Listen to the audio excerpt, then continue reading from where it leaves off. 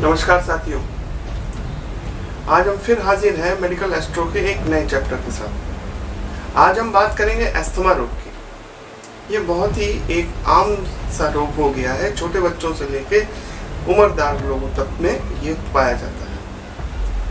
आज हम इस चैप्टर में सबसे पहले हस्तरेखा से अस्थमा रोग के बारे में जानकारी प्राप्त करेंगे। उसके बाद आपकी हॉरोस्कोप से भी इस रोग की उत्पत्ति कैसे होती है, आप कैसे देख सकते हैं, कौन से प्लैनेट इसके लिए रिस्पॉन्सिबल होते हैं, इसकी भी हम चर्चा करेंगे और साथ ही साथ अगले सप्ताह का राशिफल भी देखेंगे। तो आइए शुरू करते हैं। हाँ, तो आइए अब हम हस्तरेखा से इस रोग की उत्पत्ति किस प्रकार से होती है, हाथों की चिन्ह किस प्रकार के होते हैं, जिससे हम ये जान सकते हैं कि अस्थमा रोग किसी जातक को है। तो आइए हस्तरेखा से इसकी चर्चा करें। ऐसे जातकों को जिनको अस्थमा होता है, प्राय देखा गया है कि उनके नाखून छोटे व राउंडिश शेप के होते हैं, यानी गोल आकार में होते हैं, और अक्सर पीड़ितों की हथेली जो होती है वो नरम सी होती है, और आप देखेंगे कि उनमें हल्की हल्की हमेशा नमी सी रहती है। हथेली का मध्य भाग जो होता है वो बहुत छोटा होता है। यदि हृदय रेखा गुरु पर्वत के अंतिम छोर तक जाती हो या बहुत धूमिल हृदय रेखा हो तो भी ऐसे जातकों को अस्थमा होता है। यदि कोई राहु रेखा जीवन रेखा को काटकर हृदय या मस्तिष्क रेखा के मध्य भाग में रुकती हो तो भी ऐसे जातकों में सांस संबंधी समस्याएं होती हैं। बृहत चतुर्भुज का जो भाग होता है वो बहुत सकरा हो और उसमें काले धब्बे हो तो ये भी होता है अस्थमा और सांस से रिलेटेड समस्या को इंडिकेट करता है। यदि मस्तिष्क रेखा हृदय रेखा व जीवन रेखा ट्रायंगल जैसा आकार लेती हो और एक छोर पर मिलते हो तो शुक्र पर्वत से भी एक तिरछी रेखा आती हो तो आप समझ जाइए ऐसे जातकों को अस्थमा की समस्या हो सकती है। दीप युक्त या जंजीर नुमा जीवन रेखा या मस्तिष्क रेखा हो तो भी ऐसे जातकों को सांस में कोई ना कोई समस्या होती है। स्वास्थ्य रेखा लहरदार हो या निकृष्ट हो तो भी आप समझ जाइए ऐसे जातकों के रेस्पिरेटरी सिस्टम में कोई ना कोई प्रॉब्लम जरूर होती है। आपको ध्यान से देखना होगा मरकरी के पर्वत को, अगर इसमें कोई काला धब्बा है या पर्वत बहुत ज़्यादा दबा हुआ है या इसमें बहुत ज़्यादा रेखाओं का जाल है, और जो मरकरी की लाइन जिसे हम हेल्थ लाइन कहते हैं उसमें भी अगर आप देख रहे हैं कि लकीरें बहुत टूटी फूटी हैं, उसमें यव है, जंजीर नुमा है, तो आप समझ लीजिएगा ऐसे जातकों को रेस्पिरेटरी सिस्टम में थोड़ी बहुत कहीं ना कहीं प्रॉब्लम जरूर होती है। चतुष्कोण के बीच में अगर आप देख रहे हैं एक बड़ा सा क्रॉस है, यानी एक डमरू जैसा निशान बन रहा है, तो आप समझिएगा इस जातक को सांस संबंधी जीवन में कभी ना कभी कोई ना कोई समस्या होगी। अगर अन्य चिन्ह भी साथ में मिल रहे हैं तो आप समझ लीजिएगा ये श्वास की जो समस्या है वो कभी ना कभी अस्थमा में कन्वर्ट हो सकती है। तो ऐसे जातकों को बहुत सावधान रहना चाहिए, अपने फूड अपनी डाइट्स पे बहुत ध्यान रखना चाहिए। तो आपने देखा कि हस्तरेखा में कौन कौन से चिन्ह ऐसे होते हैं, कौन सी रेखाएं ऐसी होती है, पर्वतों की क्या स्थिति होती है जिससे हम अस्थमा रोग के बारे में जान पाते हैं। तो आइए अब हम मेष से लेकर कर्क राशि वालों तक का हाल जानते हैं। मेष राशि वालों की आर्थिक स्थिति तो थोड़ी सबल लग रही है, ठीक लग रही है, लेकिन उनको अपने पेट के संबंधी जो पहले से रोग उनके चले आ रहे हैं उनके प्रति और भी सावधान होना होगा। उनको अपने छोटे भाई बहनों से टकराव की स्थिति को रोकना होगा। उनको समझना होगा कि छोटे भाई बहन भी उन्हीं के एक प्रकार के अंग हैं। उनके कार्य क्षेत्र में अच्छी स्थिति हो रही है, लेकिन वो अपने कार्य क्षेत्र में इतने ज़्यादा बिजी हैं कि वो अपने घर वालों को अवॉइड कर रहे हैं। ये कदापि उचित नहीं है। आपको चाहिए कि अपने घर के सभी लोगों को थोड़ा थोड़ा समय दें। सबकी अपनी अपनी इम्पोर्टेंस है, सबकी अपनी अपनी नीड्स है। इस कारण जो आपको जो दिक्कतें हो रही हैं वो चंद्र के मंत्र से दूर हो सकती हैं। इस सप्ताह आपका मंत्र है ओम सोम सोमाय नमः। इस मंत्र के जाप से आपको अच्छे फलों की प्राप्ति होगी। वृष राशि वालों को मैं सलाह देना चाहूँगा कि ज़्यादा धन कमाने के लिए वो किसी भी प्रकार के अनुचित आइडियाज़ को ना अप्लाई करें। ऐसा करने से उनको थोड़ा बहुत धन की तो प्राप्ति हो जाएगी, लेकिन उनको आगे चल के बहुत दिक्कतों का सामना हो सकता है। ज़रूरत है उनको अपनी वे ऑफ वर्किंग को चेक करने की। अपने काम को उचित समय दीजिए, उचित तरीके से उस पर मेहनत करिए। युवाओं को जो है सबसे ज़्यादा ज़रूरत है कि वो प्यार और वासना के बीच के अंतर को जाने।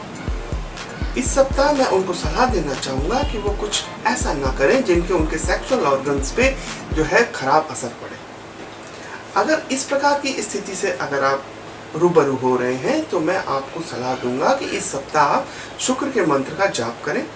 ओम शोम शुक्राय नमः। इस मंत्र से निश्चित फायदा होगा। मिथुन राशि वालों के जो दिमाग में जो है इन दिनों बहुत अच्छे अच्छे प्लानिंग्स चल रहे हैं,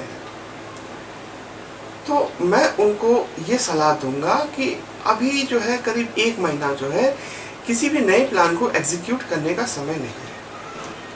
और अगर उनको किसी कारणवश एग्जीक्यूट करना भी पड़े तो उसमें निवेश जो है बहुत सोच समझ के करें। आपको अगले सप्ताह जो है दांतों और मसूड़ों में तकलीफ हो सकती है। इसके लिए आपको जो भी कदम पहले से उठाना चाहिए वो आपको जरूर उठाना पड़ेगा। ज़रूरत है इस सप्ताह आपको बहुत सोच समझकर बोलने की। आपके शब्दों से ही आपका फ्यूचर जो है डिपेंड करता है। इस सप्ताह का मंत्र है ओम गुम गुरुवे नमः। इस मंत्र का जाप करने से आपको बहुत फायदे होंगे।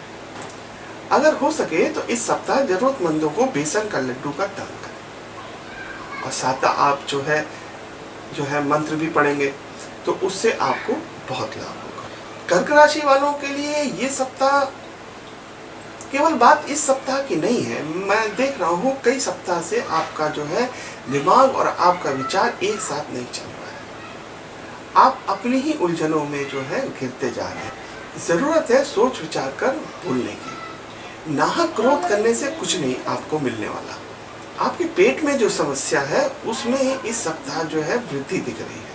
आपके पैरों में भी चोट लग सकती है। इसीलिए अगर कोई वाहन चलाते हैं या कहीं भी जाते हैं, हर काम में आपको सावधानी रखने की आवश्यकता है। आपको अपने घर में जो दिक्कतें महसूस हो रही हैं उसके लिए आपको अपनी विचार शैली पर थोड़ा सा विचार करना होगा। आपको अपने स्वभाव में स्थिरता लानी होगी। शनिदेव के मंत्र को जाप करने से आपको बहुत लाभ होगा। ओम शं शनिश्चराय नमः का जाप आप नित्य करें। और थोड़ा सा ज़रूरतमंदों को जो बहुत ही बूढ़े हैं उनको भोजन कराएं। इससे आपको निश्चित फायदा होगा। अस्थमा रोग का मुख्य सिग्निफिकेटर जो होते हैं चंद्रमा व बुध प्लैनेट होते हैं। इसका मुख्य कारण ये होता है कि ये दोनों ही बहुत ठंडे प्लैनेट होते हैं। कुंडली में जब बुध ग्रह कमजोर होता है अथवा उस पर अशुभ ग्रहों की दृष्टि होती है तब जातकों में स्वास्थ्य संबंधी समस्याएं होती हैं। कुंडली में जब चंद्रमा बुध बहुत कमजोर होते हैं अथवा वह अशुभ ग्रहों से युति करते हैं तब भी जातक को स्वास्थ्य संबंधी रोग होते हैं। कुंडली में तीसरा भाव स्वास्थ्य संबंधी अंगों का होता है, जबकि चौथा भाव फेफड़े का होता है। और आप जानते हैं कि छठवां भाव रोग का व 12वां भाव अस्पताल का होता है। जब इन भावों के स्वामियों का आपसी संबंध बनता है तो श्वास के रोगों से जातकों को बहुत परेशानी होती है। यहाँ तक कि जातकों को अस्पताल भी जाना पड़ता है। सिंह राशि वालों की आर्थिक स्थिति अच्छी दिख रही है। उनको अपने कार्य में और मजबूती लाना होगा। सभी चीजों के साथ साथ आपको अपने जो है स्वास्थ्य का भी ध्यान रखना है। आपके पैरों में तकलीफ हो सकती है, आपके पेट में भी समस्या हो सकती है। घर में माता पिता से अगर आपकी टकराव की स्थिति आ रही है तो थोड़ा सा शांति से काम करें। मन की शांति के लिए आप जो है चंद्र का मंत्र ओम सोम सोमाय नमः का जाप कर सकते हैं। नित्य 108 बार जाप करने से आपके मन में बहुत शांति आएगी। और थोड़ा सा वक्त निकाल के आवारा जानवरों को थोड़ा सा भोजन अवश्य करा दें। कन्या राशि वालों की आर्थिक स्थिति तो ठीक है, लेकिन उसमें निवेश के वक्त जो है किसी सीनियर पर्सन से बहुत अच्छे से सलाह ले लीजिएगा। आपके घर में टकराव की स्थिति हो रही है। आपके माता पिता से, आपके भाई बहनों से, अन्य रिश्तों से आपको जो है थोड़ी सी तकलीफ हो रही है। इसको बैठकर विचार करने की आवश्यकता है। इस सप्ताह का मंत्र है ओम गुम गुरुवे नमः। अगर हो सके, अगर कहीं आपको सपेरा दिख जाए, सांप दिख जाए, तो आप जो है थोड़ा सा सांपों को दूध जो है अवश्य दें। इससे आपके घर का माहौल जो है ठीक होगा। तुला राशि वालों की मन की स्थिति ठीक नहीं है। वो जिस काम को बहुत जो है उत्साह से कर रहे थे, उसमें थोड़ी सी जो है नुकसान दिख रहा है। जैसे वो जो है अपने काम में जो है वो ठीक से मन नहीं लगा पा रहे। ज़रूरत है आपको रिटर्न वर्क पे ध्यान देने की। इन सब का जो है सबसे बड़ा कारण है कि रेट्रोग्रेड जो जुपिटर आपके तीसरे भाव में आया हुआ है, ये थोड़ा सा आपको ये स्लो कर रहा है। आप धीमे होते जा रहे हैं, अपने काम को एक प्रकार से अगले दिन पर छोड़ दे रहे हैं। ऐसा करने से आपको स्वयं नुकसान होगा। आपको अपने जो है पेट संबंधी रोगों में सतर्क हो जाना चाहिए। डॉक्टर से समय समय पर सलाह लेना बहुत ज़रूरत है। एक बात जो बहुत खराब दिख रही है कि आप अपने कार्य क्षेत्र में बहुत आक्रामक हो रहे हैं। ठीक है, आपकी दूसरों से म्यूचुअल अंडरस्टैंडिंग नहीं बन पा रही है। मान लिया कि लॉजिकली आप ठीक हैं, लेकिन आपको जहाँ पे काम करना है वहाँ पे सबसे मिलजुल के रहना होगा। इस सप्ताह थोड़ा सा ध्यान व पूजन से अपने क्रोध को शांत करें और सूर्य को आप जो है गायत्री मंत्र के साथ में नित्य जल दें। आप देखेंगे इससे आपको फायदा होगा। वृश्चिक राशि वालों की तो अजीब सी स्थिति हो रही है, जैसे सामने धन रखा है और वो यूज नहीं कर पा रहे हैं। आइडियाज उनके दिमाग में आते आते स्लिप कर जा रहे हैं और आपके साथ वाले जो है उचित समय पे अपने आइडियाज को रख के ऑफिस में आपसे आगे निकलते जा रहे हैं। ज़रूरत है ध्यान लगाने की, सोच विचार कर आगे बढ़ने की। रिश्तों और ख़ास तौर से प्रेम के मामलों में आपको जल्दबाजी करने की ज़रूरत नहीं है। थोड़ा समय दीजिए, सब कुछ अपने आप ठीक हो जाएगा।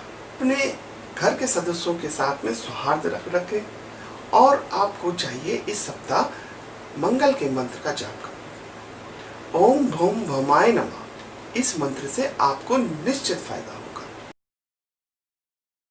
यदि इन स्वामियों का शनि, मंगल, राहु, केतु से संबंध बने तो आप मान लीजिए कि श्वास के रोग खतरनाक रूप से अस्थमा रोग बन के उभरते हैं। प्राय यह देखा गया है तीसरे भाव में अशुभ प्रभाव हो व केतु वायु राशियों में यानी मिथुन, तुला, कुंभ में हो। केतु का तीसरे भाव के स्वामी से संबंध हो या तीसरा स्वामी केतु के नक्षत्र में यानी अश्विनी, मघा या मूल में हो। यदि मंगल बुध का दृष्टि संबंध हो या युति हो या एक दूसरे के नक्षत्र व सबलॉर्ड हो। अब इनका ज्योतिषीय उपाय आपको बताते हैं। सबसे पहले लग्न को मजबूत करने के लिए उसका रत्न पहने अथवा लग्न स्वामी के मंत्र का जाप भी आपको अच्छे फल दे सकता है। यदि आपकी कुंडली में बुध चौथे, पांचवें, 9वें या 10वें भाव के स्वामी हो और अशुभ ग्रहों से दृष्ट हो और स्वयं बुध केंद्र व त्रिकोण में स्थित हो तो आपको पन्ना रत्न धारण करना चाहिए। यदि आपकी कुंडली में आपका बुध जो है बाधक है अथवा 6-8 घरों में स्थित है तो आप पन्ना न धारण करें। उपाय में जातक जरूरतमंद को हरा कपड़ा दान कर सकते हैं। हरा फल बच्चों को दान देने पर खास तौर से लड़कियों को अगर आप जो है हरा फल दान करते हैं तो आपको इसके बहुत अच्छे परिणाम मिलेंगे। मंत्र में ओम बूम बुद्धाय नमः का जाप आपको इस रोग से लड़ने की क्षमता देगा।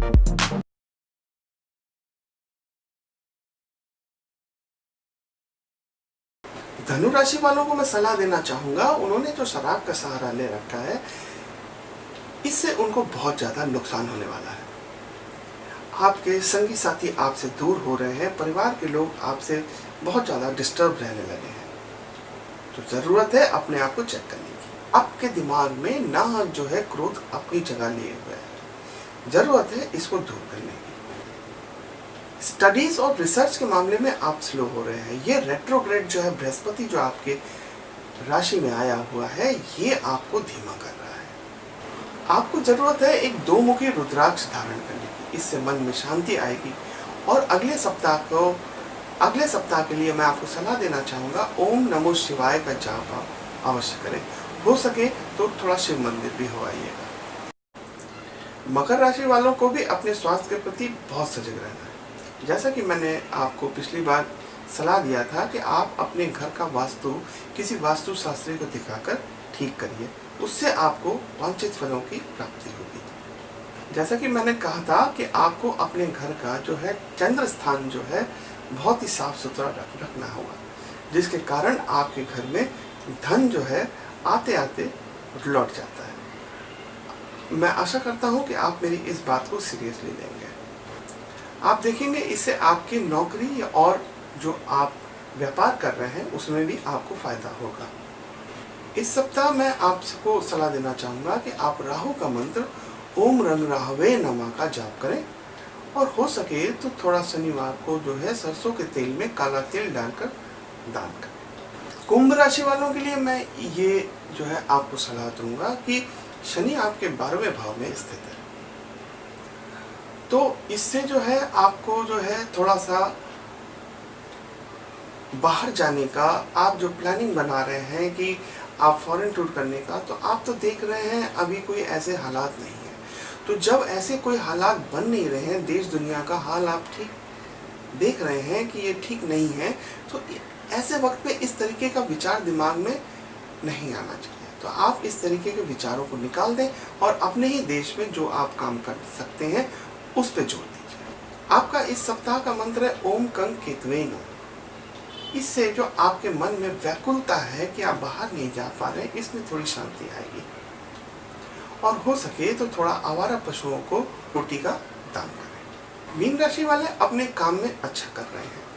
जिन लोगों की नौकरी नहीं लगी है उन लोगों को मैं सलाह देना चाहूँगा कि वो जो है व्याकुल ना हो, थोड़ा देश और हालात जो है ठीक हो जाए। व्याकुल रहने से कुछ आपको हासिल नहीं होना है।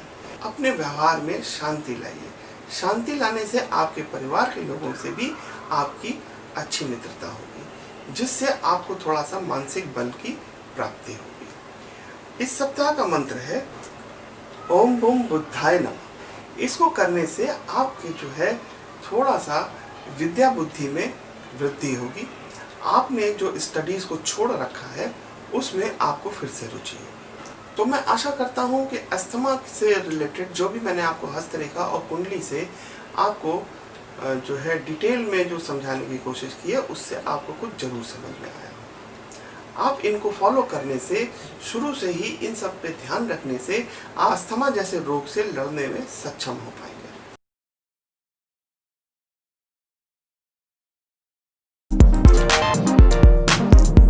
यदि आपका चंद्रमा कमजोर है यानी खराब दृष्टि से पीड़ित है, अथवा अशुभ भावों में है, अथवा अशुभ ग्रहों से ग्रस्त है, तब भी स्वास्थ्य संबंधी रोग हो सकते हैं।